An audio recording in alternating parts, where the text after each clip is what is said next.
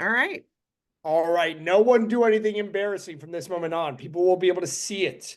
Everyone, my name is Jordan Kanarek. I'm here this evening to talk to you about finding the right fit, how to go about college research.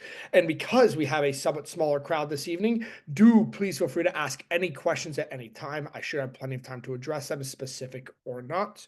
Uh, but before we get things going, one of the things I always like to share, because I think it's important to know, is who are these people on the other side of the camera? Who is he? What does he know? How do we know we should trust what Jordan Kanarek is saying? I am Jordan Kanarek. I worked for Collegewise, the nationwide's largest consulting group, for 8 years. And earlier this year, I went out on my own as Kanarek Consulting. So I'm now a partner of Collegewise, but the founder of Kanarek Consulting. I have been doing college admissions work like this for a little over a decade. I've worked with students from across the country, across four different countries itself, in 30 different states through the application process. And some of those students were 4.0 valedictorians. Some were students with a 2.2 GPA, just trying to find schools that they could get into. There is a right college for everyone out there, and that is what our main focus will be this evening. Our mission from Collegewise to Kanarek Consulting is to be the most trusted source. So I can promise you that what you are reading today, what you hear today, comes from years of data and information that we've gathered from admissions officers, from IECs, independent educational consultants, from school counselors alike. And again, my goal here is going to be to help you to understand what is out there, along with the current college landscape, which is where we will begin. From there, we'll go into how to conduct college research, what not to do when conducting college research, and all the pieces that go into this proverbial pie. And again, for those who just joined, please feel free to use the chat function for any questions that come up. So let us begin with the college landscape.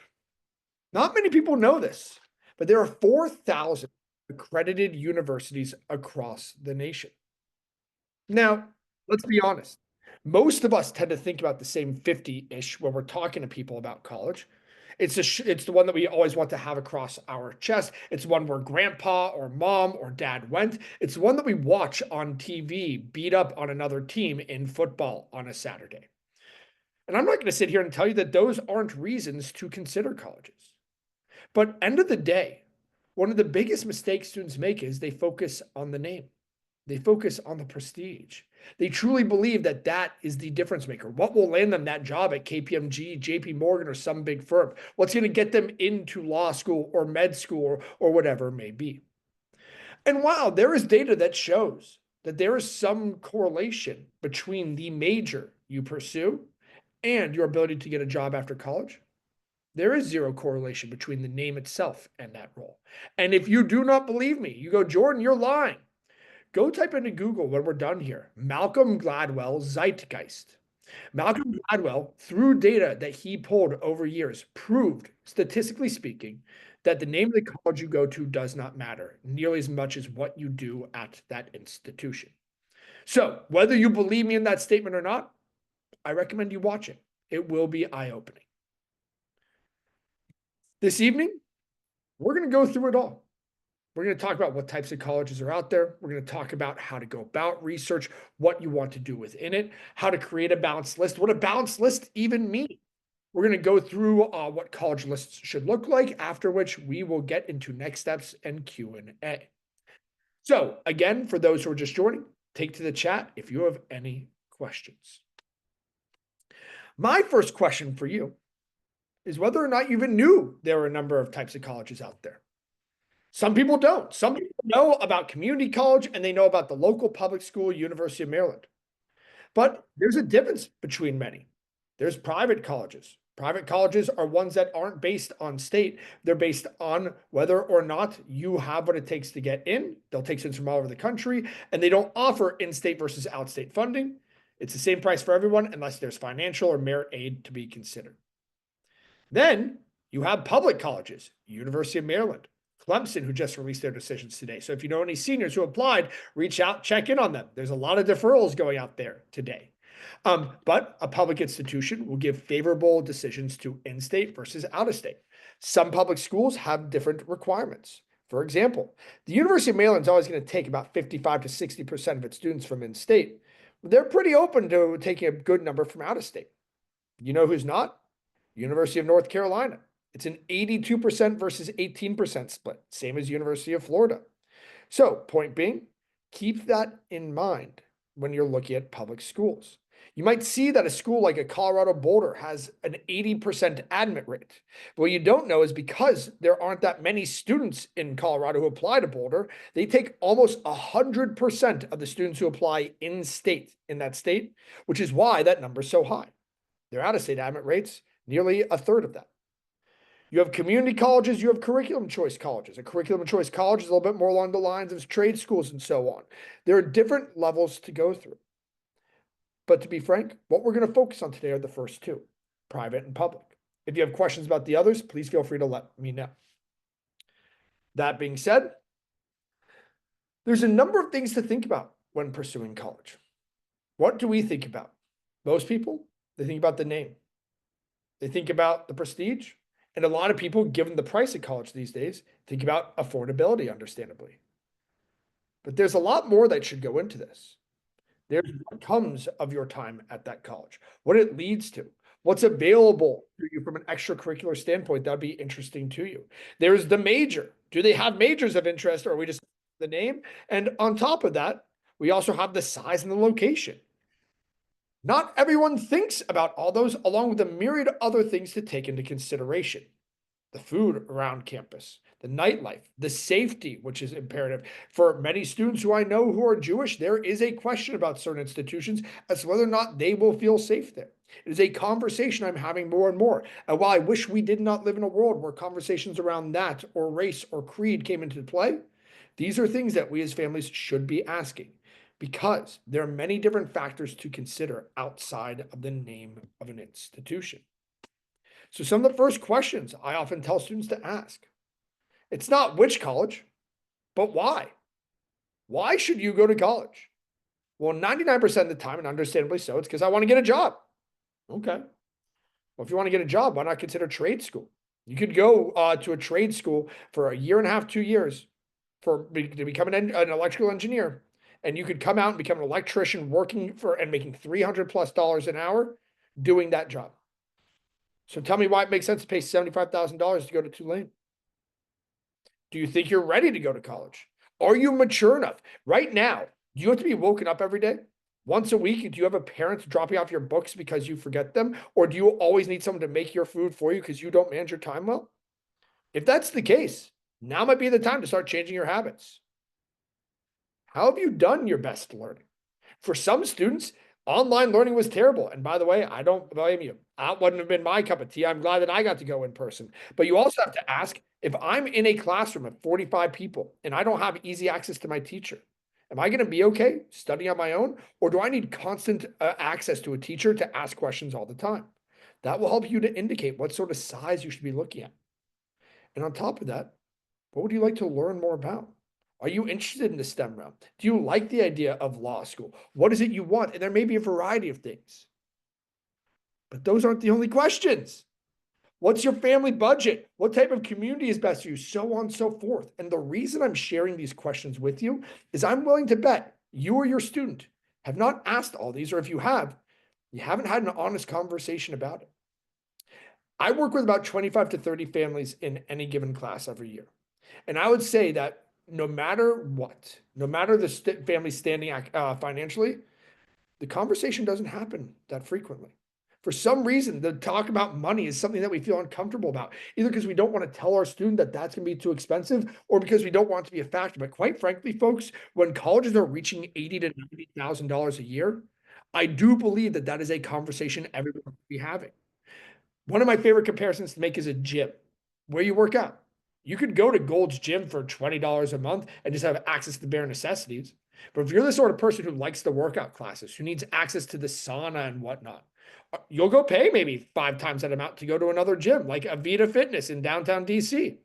But the question is, why pay 5 times as much if what you need and will use is available? So what am I saying? If you have UMBC, Towson, UMD, 3 good public state schools locally, tell me why we should pay out of state price to go somewhere else just because it's prettier or warmer or whatnot. Students, this is something you should be considering. If you're going to go and ask your parents to let you do that, to consider that. So my point here is ask smarter questions. Don't ask what's the best college. Ask what's the best college for you, where you will be successful and thrive. Don't just ask, is it a good school or bad school?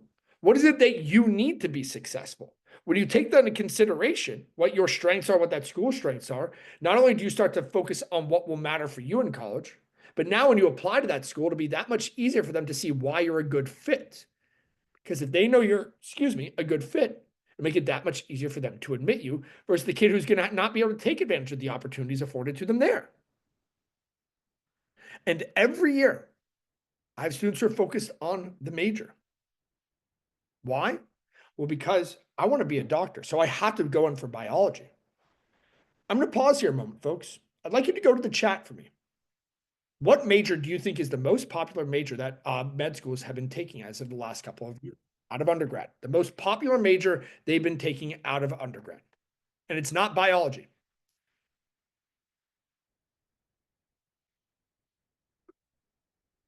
Go ahead, type away. Business or law? Good guess.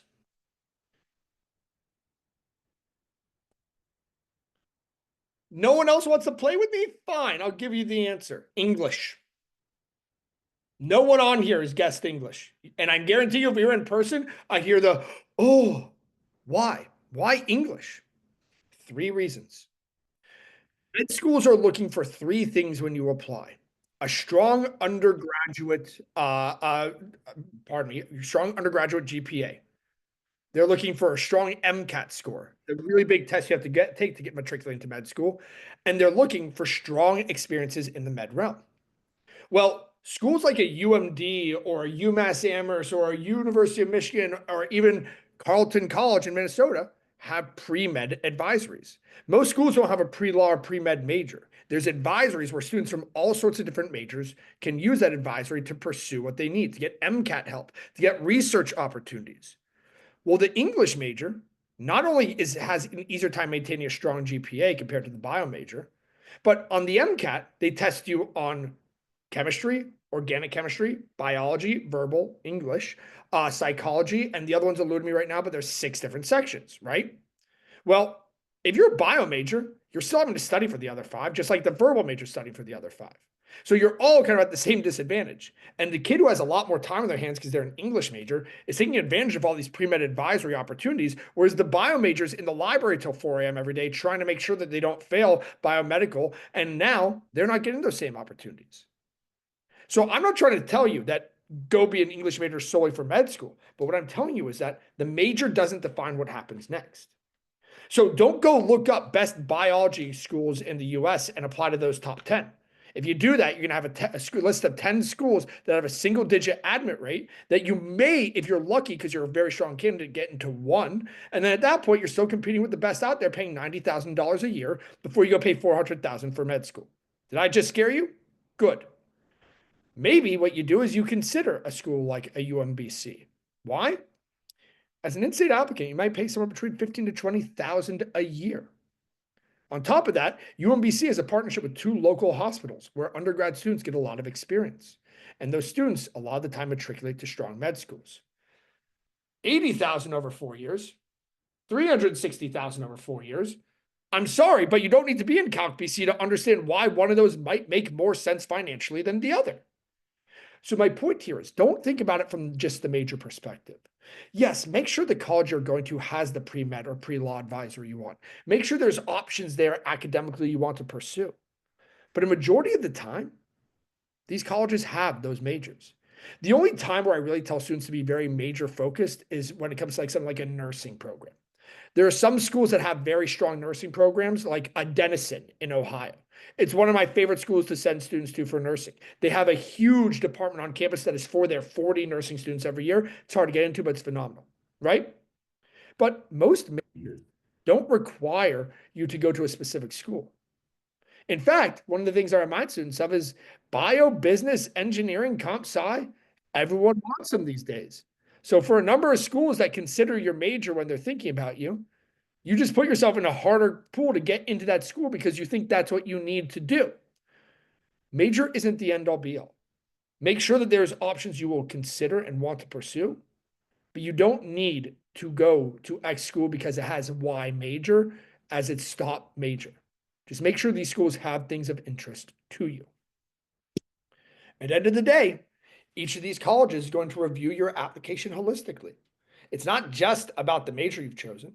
It's about the essays you write, your high school GPA and course rigor. For some schools, and it's coming back, standardized testing, alongside your recommendations from teachers and the extracurriculars you do outside the classroom. So let's say that one of your favorite things to do is ski. In fact, it's one of your favorite pastimes. You go up to Whiteface Mountain in New York every winter with your family for 3 weeks. You'll go out to the West Coast to go skiing because that's where the real skiing happens. We know that. It's not that downward facing ice skating we do on the East Coast. You can tell them West Coast get it hard. But then all of a sudden you go and you apply to some schools down south, like at Clemson. You're not skiing at Clemson. So if I'm Clemson, I see that your top priority is skiing. I'm starting to wonder, are you a good fit? Now, if your standardized test scores, grades, essays, everything else tell me that you are a strong candidate, I might consider you. But folks, right now you might be at school from 8 to 3. That's 8 hours of your time spoken for. You're not in the classroom that whole time, but you're there a majority of the time. In college, you might be in the classroom 1 to 2 hours a day. Some days more, some days less. Extracurriculars matter to me. I need to know that there are things that you will be able to take advantage of on my campus. So consider, what is it that I enjoy doing and want to do in college that I already do now? And where can I do that? Don't just think about the major. And lastly, folks, these colleges, they're looking for people who are going to engage across the board. They're looking for somebody who's going to want to learn, who's going to want to connect, and who's going to want to build a community. So when you hear people talk about leadership roles, the reason that they care about this isn't because they want X number of key club presidents. It's because they want to know that you're going to have an impact on this campus in a way somebody else won't. I'm going to throw a scary statistic at you. This year, UT Austin saw an increase of 48% year over year in out-of-state applicants. Year over year. Now, maybe it's because more people want to take a course with the beautiful Matthew McConaughey. Can't blame them.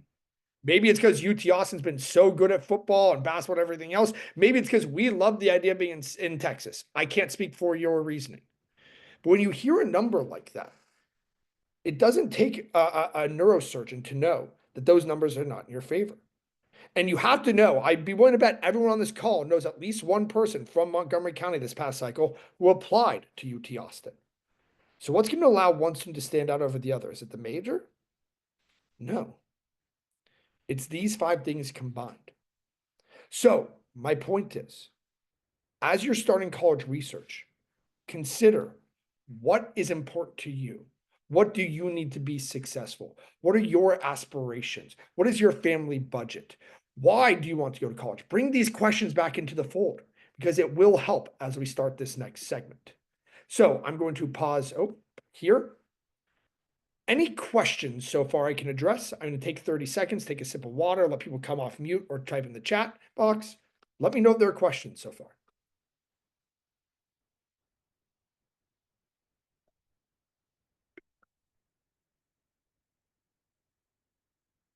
And there's that really awkward silence that nobody likes. And when we're in person, I can kind of call somebody out in the crowd, but we're online, everyone's cameras off. So I'm going to wait another couple seconds. Oh, somebody even left the chat because I was doing my little shindig. Okay. 10, 9, 8, nothing. Okay. I must be covering all bases. Let's dive in, team. The way that we tend to approach this is the same way you would kind of go into a shopping mall. Something we used to do. Now we do it all on Amazon and whatnot. But we start the window shopping phase. A lot of people decide that they're going to go do a full information session about a school, and an hour later, they're like, I don't even know if I like this school. It's not a great use of your time. What I do recommend is small bites. Figure out what you're looking for before you start browsing the aisles and trying things on. So the very first step is the window shopping phase. There's a couple different things I like to recommend. Number 1, my favorite book, and I'll put it in the chat, the Fisk Guide. The Fisk Guide is $25. It's this big, ugly green book, but it has so much helpful information, that end of the day, you're going to not only learn about what majors and whatnot are available, but you're also going to learn a lot about things along the lines of the student body. There's also great sites online like Unigo, where you can get student reviews of the institution, good and bad. You also have access to tools. What was the other one I was going to say? Big Future.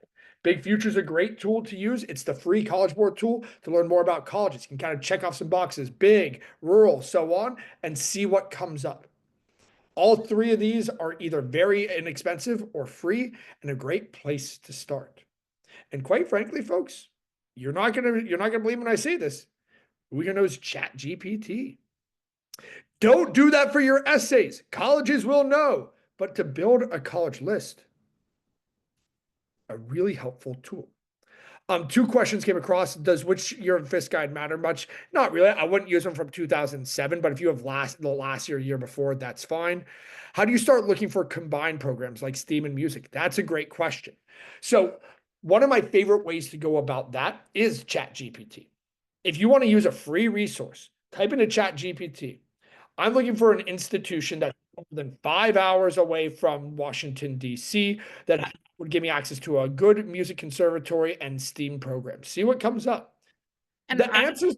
sorry. Also, just speaking as someone who sent their own child to a music program, she's a freshman this year, I can tell you, one of the things that we heard as we toured schools with good music programs was that the intersection between STEAM and music schools is exactly the same, because often one of the things that we were told, and I don't know, Jordan you might know this more than I would, but one of the things we kept hearing is that one of the most frequent double majors for students going to med school is actually music. So almost anywhere that there is a good STEM program, there is a good music program, and the reverse is also true in my experience. And a great example of that is the University of Rochester. The University of Rochester is known for two things specifically. Its creative grouping of both visual arts and performing arts, like music, and its heavy focus on physical sciences. Oh, and did I mention the University of Rochester has two local hospitals that most students get internships at? So there's a lot of programs out there. So to Ms. McDonald's point, I like the idea of actually focusing on the music side to begin. Find the conservatory that's right for you, because that's going to be a lot harder to find than will the STEAM side. From there, take a look. For example, my alma mater, Gettysburg. It's a small liberal arts college, but they have an amazing conservatory, and they have a number of strong pre-med advisory options and STEAM focuses now. But great question. Okay, sorry, where was I going? Back to college browsing websites and so on. I love Unigo. I love Big Future. I love the FIS guide. The other book I really like is the what is it? The Best 389 or whatever it is now from the Princeton Review. Another good $25-$30 book that you can get that is very useful. The other thing to consider. Oh, wait, Jordan, one more thing. For all of you guys who are at MCPS schools, have your student, or if you are the student, pop into your college and career center, because almost all of the things that Jordan has mentioned, we actually have available for students to look at and borrow, including the FIS guide. I was going to go grab mine, but that's okay. And what I was going to say to MCPS is Naviance. Your school has a site where you can go online and not just learn about colleges, but you can see how other students from your school are comparing to each other who have gotten in the last couple of years. It's a really useful tool to understand, like, okay, I have a 3.8 GPA, a 30 ACT. How did students the last 2 years do getting into the University of Indiana? Okay, you can get a better sense of that, right? But those are all good ways to go about this. The other thing that I tell my students to do, as silly as it might sound, is we've all heard of certain schools, but go online and look at pictures of that school. Look at pictures of that campus. Now, go look at pictures of that campus in the winter. There's a reason so many of our students like to look down south. Sure, there's a certain politics piece there. There's also the fact that when it's January, it's 63 degrees, not 13. So I have students who love the idea of University of Michigan or Madison, Wisconsin. And I say, go look at the temperature in Ann Arbor in January, and then go type in picture. And they go, Jordan, what's all that white stuff on the ground, right? Obviously, they know what it is, but the point being, it's a very different feeling than when you look at that beautiful campus when there's foliage or summer. From there, consider the distance. I don't know if you've ever traveled to University of Michigan. You fly from DCA to Detroit. You're on a 30-minute drive from there. Not terrible, But you got to ask, am I good with that? Am I okay knowing that if I want to get home last minute, that it's probably not feasible? Or do I want to be able to get in my car and drive 4 hours? These are factors to be considering when you're doing this piece of window shopping. From there, we go into browsing the aisles. We like this store. They have things we want to look at. We haven't really tried it on yet necessarily, but we're definitely going to look at it a bit deeper. So now we're going to go look at things that are more specific to that institution. We're going to go onto the admissions website. We're going to go type in www, or we're going to go to Google and type in University of Michigan, go look at their majors and learn a bit more about them. We're going to go and see what research students have access to in the biology program or what they're doing right now. We're going to go learn a bit more about that Ross School of Business that we've heard about at Michigan to understand the difference between business and then LSA, the Letters of Science and Arts, where economics lives. The point is, you don't need to go that deep until you know what it is you're looking for, because you have a finite amount of time. Everything else we've talked about in that holistic review, right? Extracurricular, school. Think about what you're looking for, identify that, and then dig in to browsing the aisles. And then trying it on, it's exactly what it sounds like. Get on that plane, get in that car, go visit that campus. And the best pieces of advice I have there, number one, as easy as it is to go over summer, it's the worst time to go. No one's on campus. You will not get a sense of that community. You can see a pretty campus, but you won't get to meet people. Spring break is awesome. A number of my students right now are already planning their January and February trips because we have MLK Day, we have President's Day, you have some 3-day weekends. And quite frankly, I tell them to go in winter because if you can like a school in winter, you're going to like it in spring and fall. Number two, don't go visit the big names. Sure, I get you want to go see Princeton's campus or go to UCLA because you want to go to Los Angeles and see the stars. Folks, neither of those schools track demonstrated interest. You could go on campus every day for 4 years and it would make no difference. So consider which schools on your list fall into one of these two categories. Colleges that track demonstrated interest, meaning that they look to see who's on the campus. Very easy way to find that, by the way. Type into Google, colleges that track demonstrated interest. There's a number of sites that offer you a list. And number two is colleges I need to know if they make sense for me. So, for example, I have a student right now looking at a number of larger institutions, Ohio State, Penn State, University of Alabama. But she's also really interested in a couple schools like Elon in North Carolina, Wake Forest, and Tulane. Well, not only are those three schools tracking demonstrated interest, they're also medium sized and a bit smaller than the rest. So I recommended those be the three she goes to see. Ohio State and Penn State don't care if you come to campus, but Tulane will, Wake Forest will, Elon will, and now if she likes them, we know we can look at some other schools that size. Or if she doesn't, good. We now know. We spent a little bit of time and money to go make sure we know what we don't like. That should be the focal point when doing visits, okay? Visit, now you gotta look at the list. A balanced list, for those of you who don't know, is a list of schools that range from likely to reach. A reach school is a school that is very difficult to get into. For some students, for some schools, it's a reach for everyone, like a Duke. There's never a student I say that's not a reach unless they're a recruited athlete, right? And then for some students who have decent GPAs, like a 3.5, 3.6, there might be a school that's a target for another kid, but a reach for them. But you have to consider all of those pieces, right? And then there's likelies, and that's actually the hardest to build right now. Not only are schools that maybe you have a sibling who's 8 years old or who got into that school and it was a likely for them, but now might be a reach for you. A very good example of this that I mentioned earlier is Clemson. When I first started this job, Clemson was a school that any kid I had with a 3.5, 3.6 or higher who's interested in the South, if they applied to Clemson, they were getting in. Now, today, I found out that one of my students with a 3.9 unweighted GPA, strong course rigor, 1410 SAT, was deferred. Why? Because schools like Clemson have only gotten more popular.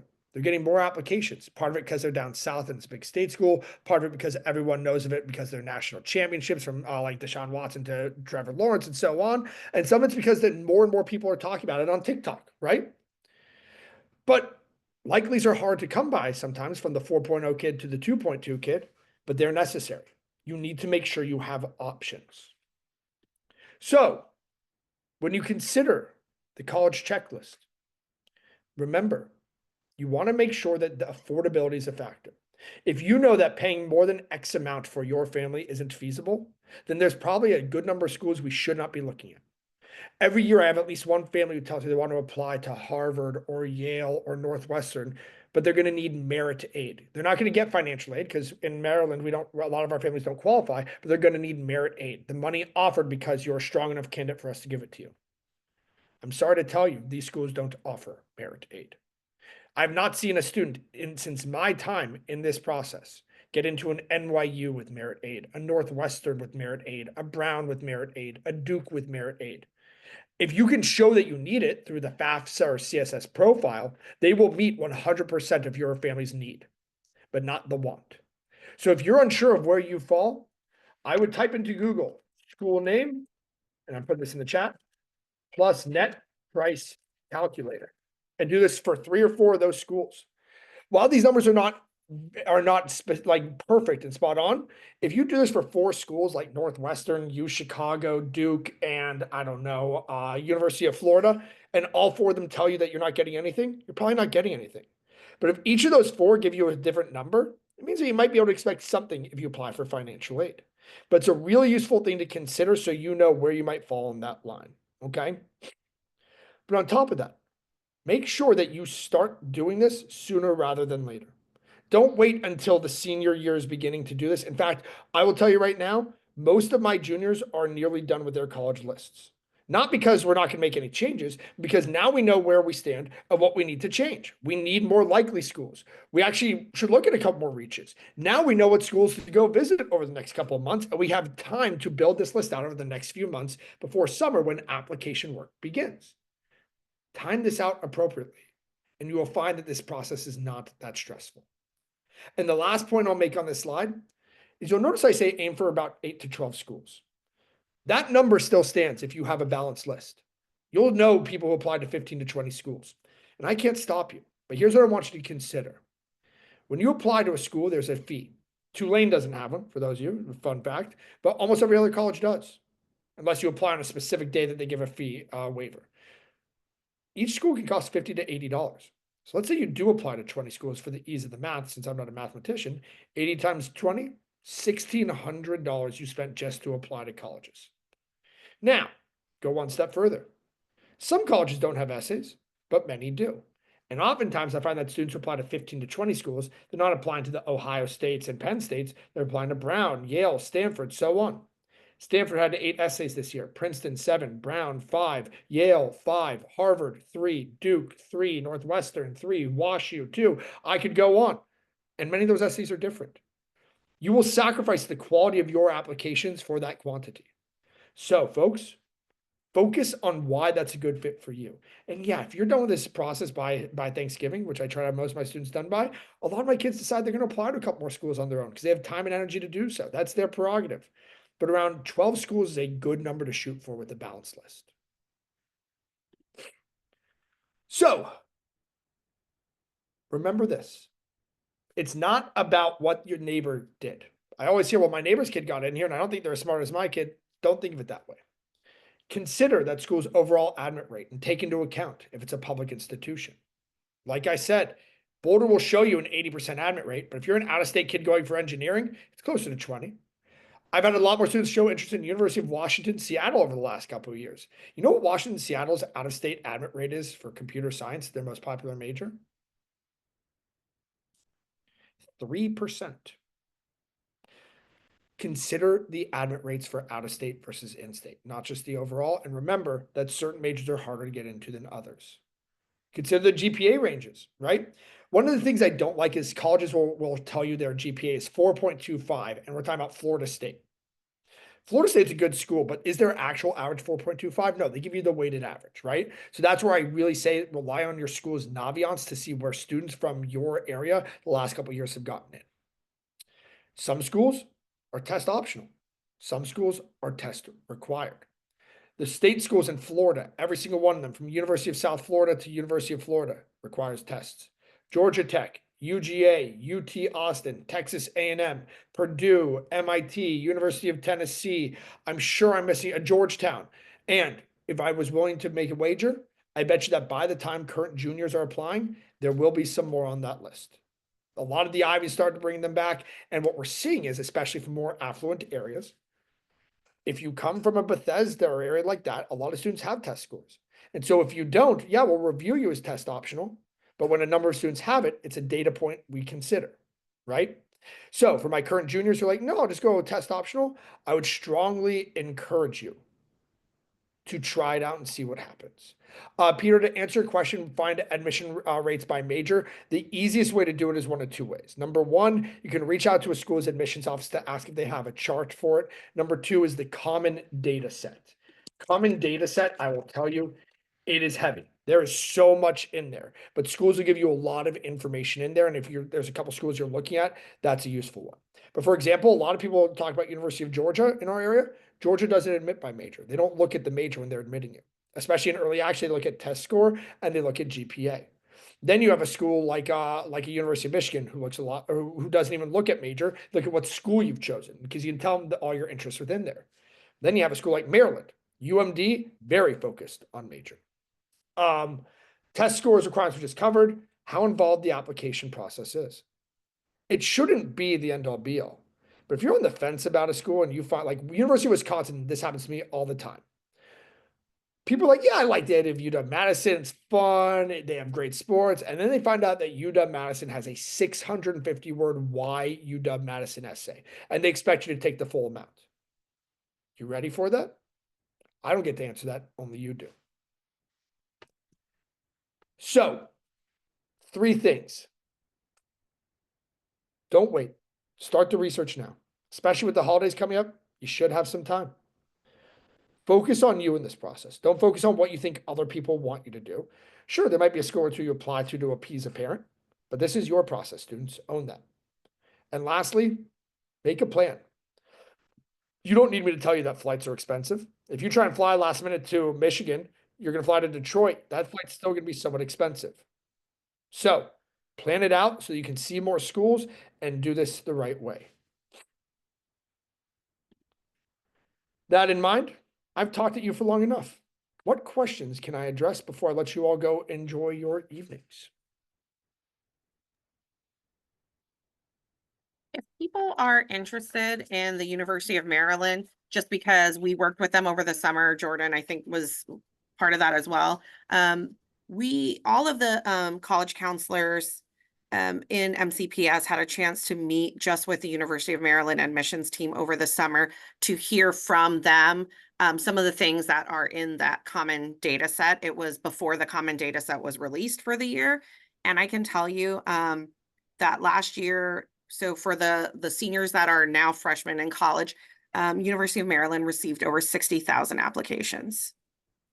And they can't take nearly nearly that much. So, it is an uphill climb for sure. They also said that, and again, we could go into some of the thoughts about the cost of college. I think Jordan went into a lot of it, but as the cost of private college goes up, what we're seeing is that the amount of applications to state schools goes up as well because they're a more affordable option. So a school like Maryland is inundated with applications right now. They are still test optional, but if you're interested, the median score, this is a little bit old just because that's the way the data works. The midpoint SAT score that they have most recent is 1445 as the midpoint. Pre-COVID, we're not talking about anything near that, but post-COVID in a test optional world, that's what we're looking at for the University of Maryland. 2 notes there on Maryland, and I'll answer the questions in the chat. Number 1, 1445 does take into account their expectations for higher scores for out of state. So generally speaking, this last cycle, I told students in state who had a 1410 or higher to submit. Yeah. It's close to that number. Number 2, somebody here mentioned it sounds like a lottery for UMD. It sort of is. But the thing to remember is colleges also care a lot about their yield, the percentage of accepted students who end up coming. Well, it won't shock you that up until just a couple of years ago, there were a lot of strong students from MCPS who did not choose to go to Maryland. They chose to go to University of Virginia. They chose to go to Rice. They chose to go to any number of selective schools over Maryland. So Maryland looked at that data and goes, students from Wooten, Churchill, WJ, RM, a lot of them keep snubbing us. So what did? These last two cycles, they snubbed them back. Students from these schools got in, but not as many as years before, because they were going to share that love to other schools in MCPS, like a Watkins Mill, where they tend to attract more students for the financial purpose, to students across Maryland, like Anne Arundel County and Baltimore, where they knew for year over year, more of those students came, right? They used the data. So it's not necessarily a lottery, but they are going to be a little bit stricter about that number if they're not seeing students actually take them up on that offer, because it hurts their yield, which hurts their ranking, which for some reason people tend to care about. To answer your question, yes, there'll be a recording available after this, Ms. McDonald. You can let them know where that'll be. And then what is the common data set? The common data set is a series of all the data that colleges are willing to share about their admissions. And it gets into the nitty gritty from major to students from out of state numbers who are male, female, identified differently, however it may be. It is a seriously in-depth piece that you have to be ready to dig in, but you can find a lot of interesting information there. And I believe it is mandated, correct? The schools pretty much are required to do that. They're supposed to release it, but because they're supposed to, and a lot of them don't like to, there's a reason that like the common data set right now is based on the year 2027's. So like the class of 2024's data, because schools will release it the very last minute because they don't want to have people use it for the most recent round. It's colleges trying to protect themselves. But yes, the most recent data set is for class of 2027. And for those of you, that's 2 years ago.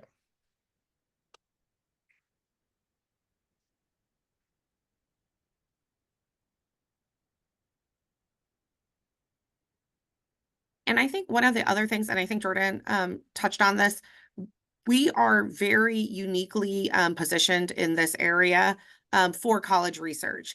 And I think one of the things that a lot of the college counselors at MCPS schools tell our families is that this doesn't have to be, the research part doesn't have to be an expensive, trip across the United States. We're very lucky that within a very, very short driving distance, we have examples of all the different kind of schools that you might be interested in. And you should use the schools around us as archetypes of to see what you might be interested. If you're looking for a elite private school, you could go tour Georgetown, you could tour Hopkins, and that will give you an idea of what another elite institution that's too far away for you to visit, like a Dartmouth would be. I think similarly, if you can't get out to Penn State or another big, Arizona State or whatever, another big state school, you could go visit the University of Maryland as that option, just to get a feel of what it's like to be on a campus with literally tens of thousands of kids at a time. And then, everything in between, we also have in a very short distance. We have, Catholic / Jesuit institutions. We have, tiny private schools. We have, smaller state schools, every possible iteration of a college we have in a very, very near to us, which I think we're very fortunate to have. So I don't want people to be discouraged if they can't travel across the United States to visit, specific schools. The main thing is to get a feel for what you like. Do you like an urban school? Go visit George Washington University to find out. If you decide you hate urban schools, but you think you might like a rural school, I mean, you could go look at Mary Washington. You could go look at, a lot of schools sort of in that Virginia area and do that. Lots of options.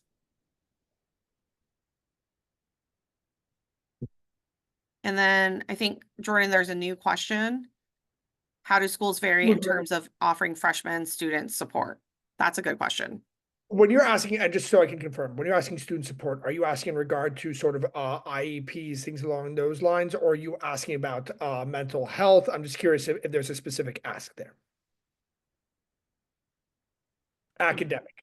So more and more schools are recognizing that, and especially during COVID, students struggle to kind of learn certain habits. And a lot of these students, it was like this right now, it's like 7th and 8th graders towards a very integral time of learning.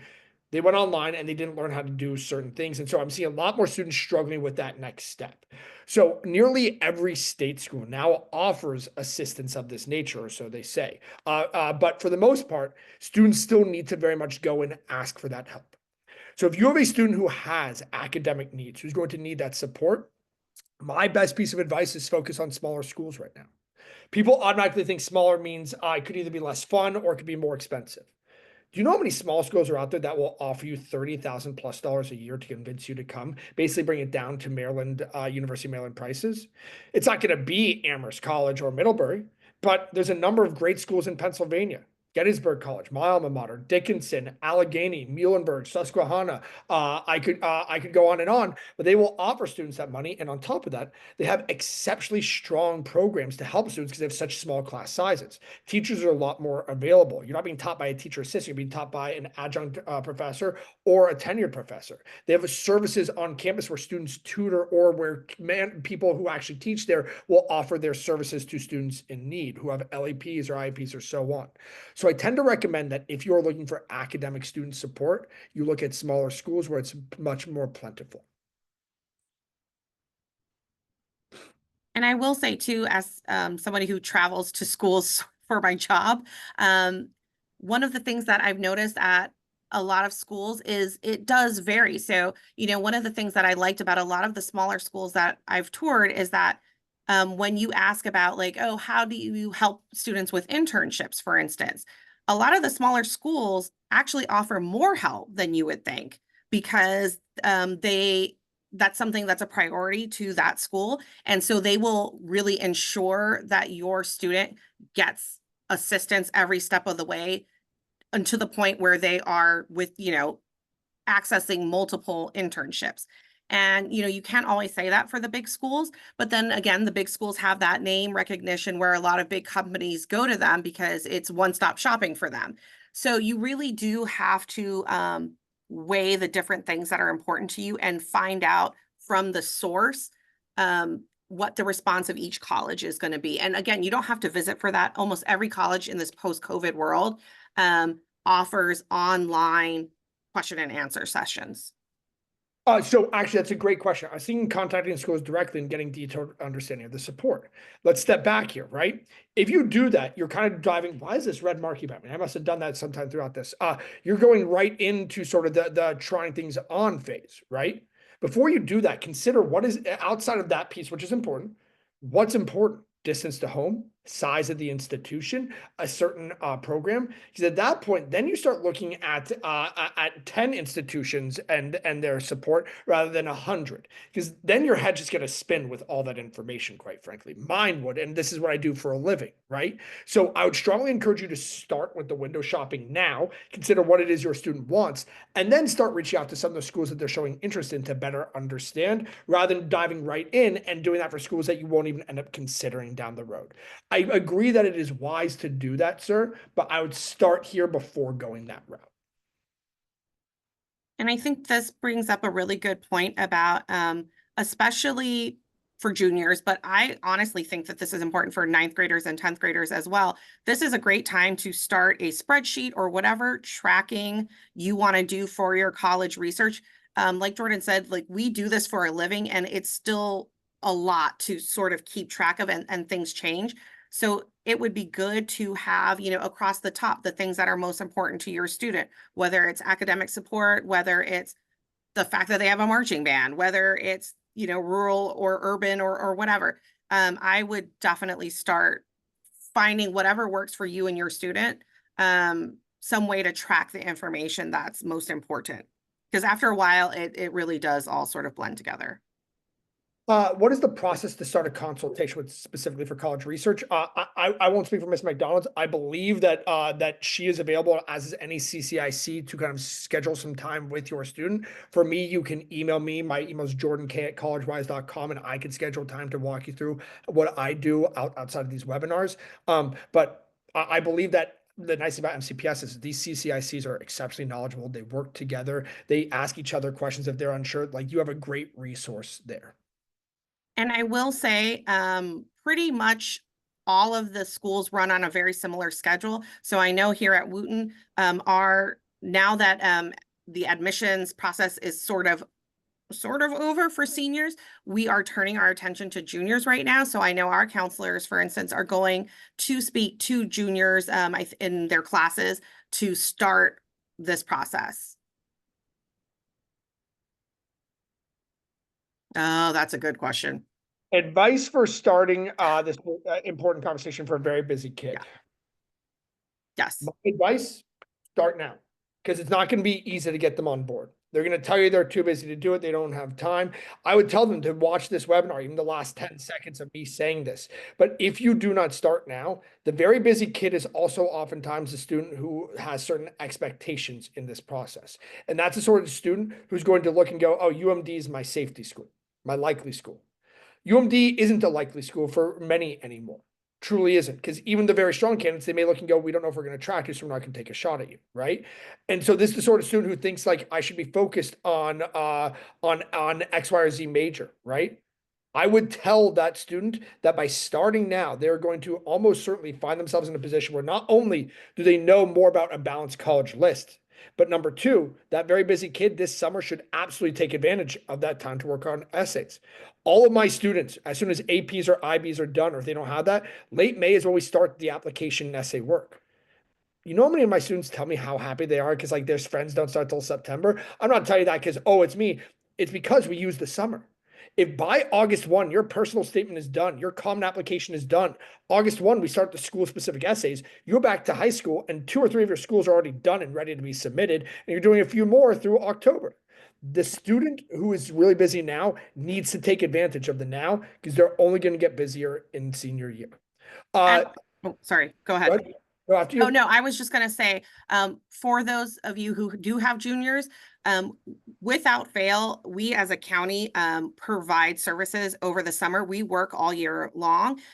We had Jordan come in and talk to students who wanted to about the college essay process this past summer. Hopefully Jordan will be available to talk to our students again. And Jordan wasn't the only one. We had multiple sessions across the county and online, so students could hear about the essay process and get assistance with the essay process.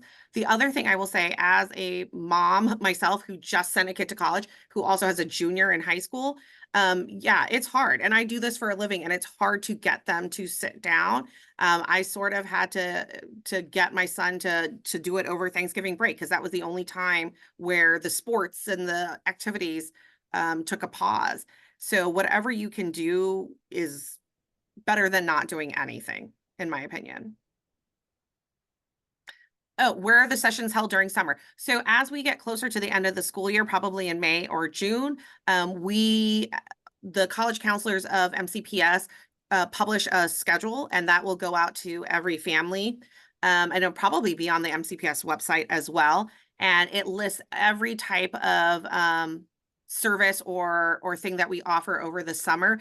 We had probably on Tuesdays, Wednesdays, and Thursdays, it seemed like we always had at least one session, sometimes multiple sessions. It ranged everything from what we're doing right now, to essay work, to creating a Common App profile and starting to fill out the Common App, everything possible. And most of those were online, just so students didn't have a transportation issue. We don't want that to be a barrier, but we did some in-person things throughout the county as well, just because we know sometimes it's easier to get help when you're face to face and you could show somebody, exactly what you're working on.